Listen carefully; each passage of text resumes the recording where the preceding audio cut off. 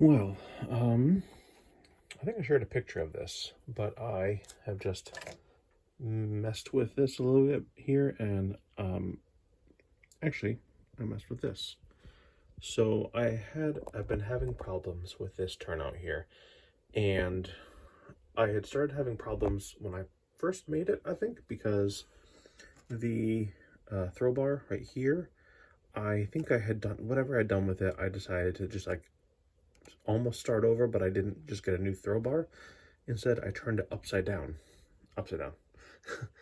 And when I did that, I sanded it quite a bit on the bottom to make sure that it was smooth, but I don't think I got it as much as I wanted it to, because I think, for one thing, it was catching on the roadbed a little bit somehow. I don't know.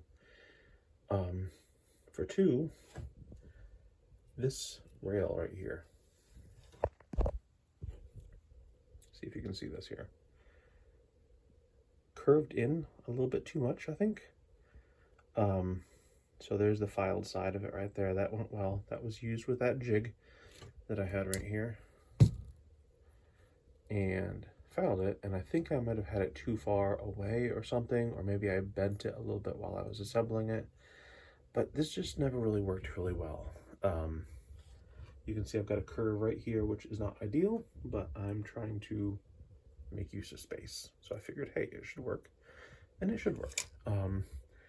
So this point was right there, and I went out on a limb and I tried something that I was not familiar with right yet. I've made these in the jigs, but I've never made them, you know, in situ, or whatever they call it in England, in place. So I ended up unsoldering here and here, and pulling this out, unsoldering here, unsoldered it onto the throw bar as well, took the throw bar out, and I filed a new point, and I cut it exactly to the right size. I lined it up here where it should go, and then figured out where it ended up here, and that went well. But I'm really happy with how this turned out. Like, it's just so much further out than what I'm used to. And with the gauge, the NMRA gauge, it lines up really well in here, and here. I'm gonna put this thing here, and here should. And if you haven't ever used these before, what's meant to happen is you're meant to be able to put this end up against the rail, and this is supposed to just barely sit on that tiny little bit. It's right up there. So I'm really happy with how it went. I'm really pleased. I wasn't sure what was going to happen, but I felt confident. So now when I throw this over, it goes in there really well.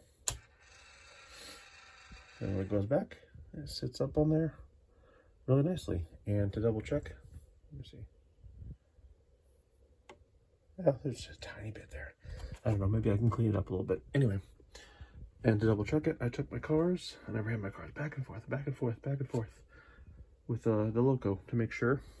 Here, back and forth and back and forth to make sure. But it did well each time. And I was super pleased with it. So awesome. Anyway, this is to say that if you have a turnout, try to fix it. If it's one of these kinds, don't just try to build the whole thing all over again. See what you can do in place, and use the NMRA standards gauge. That will make it possible, because at first I tried to put it in place and I put the gauge on there and it was just not fitting. So yeah, signing off, feeling really good for the night.